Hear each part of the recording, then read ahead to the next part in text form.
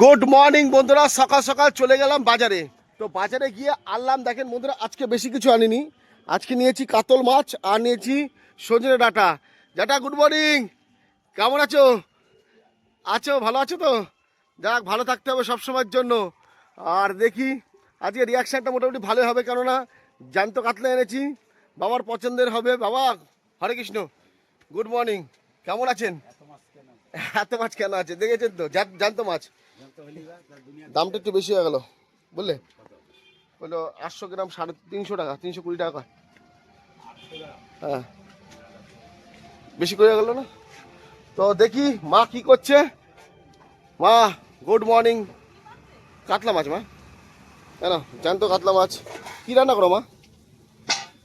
এই যে সজনেটা করলো, সজনেটা খাবে রুমা।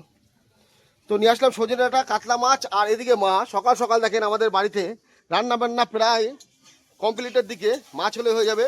এদিকে ডাল হয়েছে, মুসুরির ডাল। আর এখানে খুব সুন্দরভাবে মা কাঠের উনুনে বানিয়ে নিচ্ছে আলু উচ্ছের ভাজা, দেখেন কত সুন্দরভাবে। আর এদিকে সাদা ভাত হয়ে গেছে।